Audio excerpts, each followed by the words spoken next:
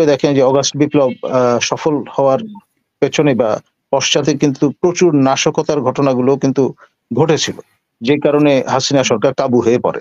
এখন এটা তো সবচেয়ে সহজ উপায়। আপনার বাংলা একটা কথা আছে, পচা শামুকে পা কাটে। এখন এইসব ব্যাপারে যদি আমরা সতর্ক না হই, শুধুমাত্র লিপ সার্ভিসে ব্যাপৃত থাকি, তাহলে চরম মূল্য হয়তো দিতে হবে এই দেশের সরকার, রাষ্ট্র এবং জনগণ। ধন্যবাদ।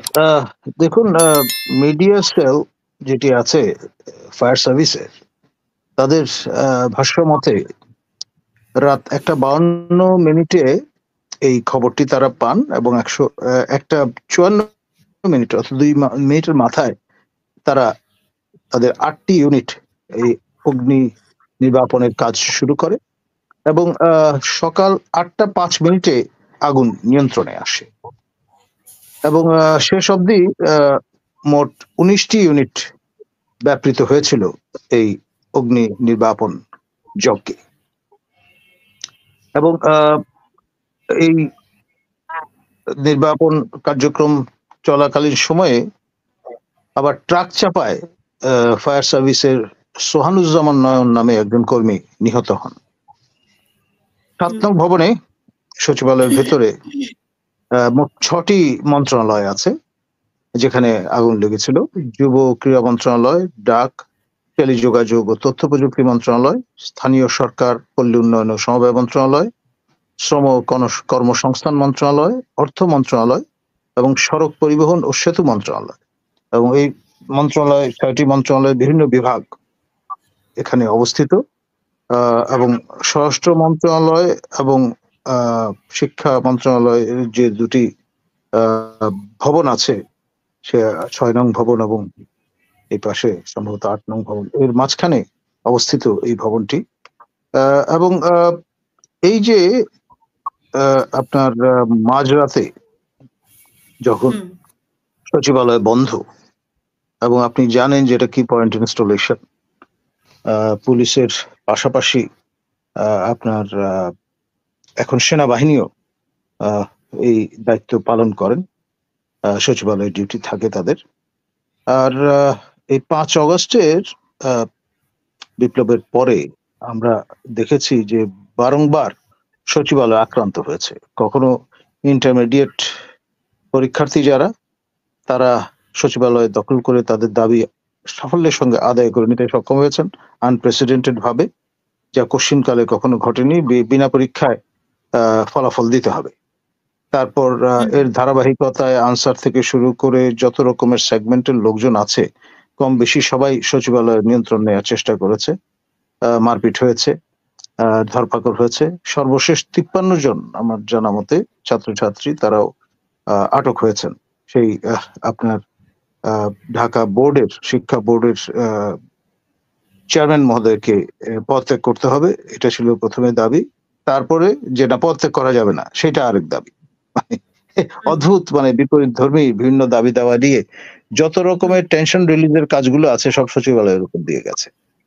আমার জানা মতে বিনয় বাদল দীনেশ, সেই ব্রিটিশ আমলে স্বদেশী আন্দোলন যারা করতেন, তারা একবার গুলি করে লাট সাহেবকে মেরে ফেলেছিলেন। আর সেই সময় সচিবালয়ে, অর্থাৎ কলকাতা তখন রাজধানী ছিল, সচিবালয়ে যেটা রাইটার্স বিল্ডিং, সেখানে অবাধে যাতায়াত করা যেত। এই ঘটনার পর এই পাস সিস্টেম চালু হয়। তারপর আপনার এরশাদ শাসনামলে 2008-এর দিকে সম্ভবত, সেই সময় স্বরাষ্ট্র মন্ত্রণালয়ের সামনের দেয়াল ফুটো করে ফেলা। আন্দোলনকারীরা ঢুকবার চেষ্টা করে, কিন্তু জেনারেল এরশাদ সতর্ক মানুষ ছিলেন, আগে থেকেই বিষয়ের সম্পর্কে খোঁজ খবর জানতেন, ফলে সেটি আটকানো গিয়েছিল। এইবার আমরা দেখলাম যে এই বিপ্লব উত্তর কালে বারংবার এই সচিবালয়ের নিরাপত্তা বিঘ্নিত হয়েছে। এখন আপনার এই যে ঘটনাটা, জি, এখন সচিবালয়ের অভ্যন্তরে সবচেয়ে গুরুত্বপূর্ণ, শক্তিশালী, সংগঠিত ক্যাডার হচ্ছে প্রশাসন ক্যাডার, এবং তারা কিন্তু রেস্টিভ। তারা প্রশাসন সংস্কার যে কমিশন গঠন করা হয়েছে, তাদের যে খসড়া প্রস্তাব যেগুলো লিকড হয়েছে, সেইটাতে তারা প্রবল অসন্তোষ ব্যক্ত করেছেন। শুরুতেই এর কম্পোজিশন নিয়ে তারা বেঁকে বসেছিলেন, শেষ অবধি সরকারকে বা কমিশনকে কিন্তু মাথা নোয়াতে হয়েছিল। তাদের মতামতকে প্রাধান্য দিয়ে আবার রিকনস্টিটিউট করতে হয়েছে। আপনার এই কমিশন। এবং এখানে আমার জানা মতে আমার একজন সহকর্মীও আছেন, সাবেক সহকর্মী বা বর্তমানে পরে তিনি আবার যুক্ত হয়েছেন। একজন মাত্র একাডেমিক। এখন এই আ কমিশনের পক্ষ থেকে যে ধরনের মতামতগুলো দেয়া হচ্ছে তাতে প্রশাসন ক্যাডারের যে একাধিপত্য তা রীতিমতো ব্যাহত হওয়ার সম্ভাবনা আছে।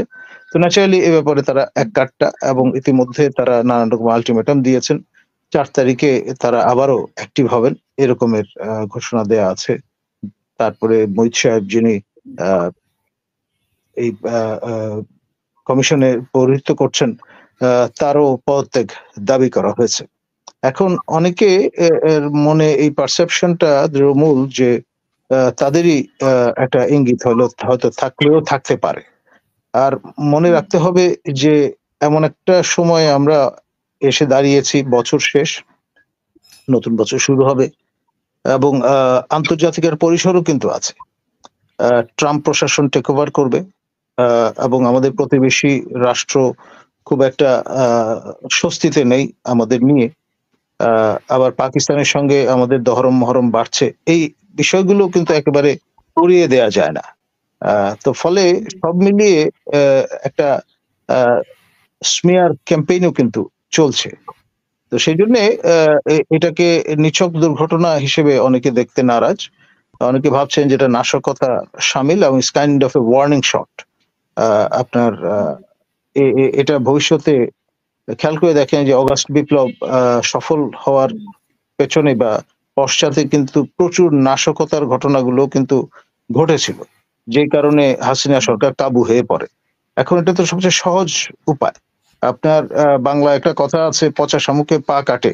এখন এইসব ব্যাপারে হুম, যদি আমরা সতর্ক না হই, শুধুমাত্র লিপ সার্ভিসে ব্যাপৃত থাকি, তাহলে চরম মূল্য হয়তো দিতে হবে এই দেশের সরকার, রাষ্ট্র এবং জনগণকে। ধন্যবাদ। জি। আমি আপনার কাছে ছোট করে আজকের বিষয়টি একটু শুনতে চাই। ২০০৩ সালে সেই বিমান দুর্ঘটনা নিয়ে। আ সেটাও কি নিছক দুর্ঘটনাই ছিল কিনা? আর সেখানে আমরা কয়েকজন সেনা কর্মকর্তাকে হারিয়েছি। তাদেরকে নিয়ে আমরা খুব একটা আলোচনায় আসতে দেখি না। কেন?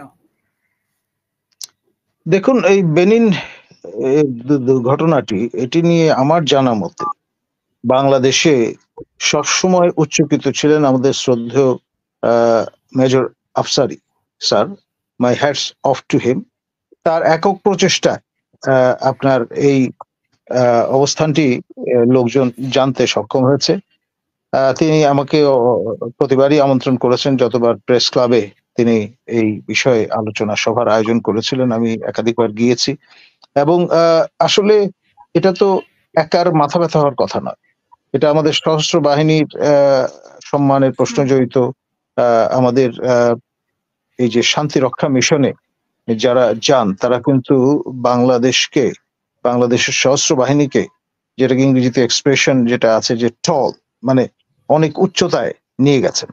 তো সেইজন্যে আমার মনে হয় এই যে যারা ইন্তেকাল করলেন দুর্ঘটনায় পতিত হয়ে তাদের শহীদের মর্যাদা প্রদান করা দরকার এবং সেই হুম, সঙ্গে স্বর্ণাক্ষরে আপনার তাদের নাম খচিত আপনার স্মৃতিস্তম্ভ বেনিনে এবং বাংলাদেশে সংস্থাপিত হওয়াটা এখন সময়ের দাবি। ধন্যবাদ। জি।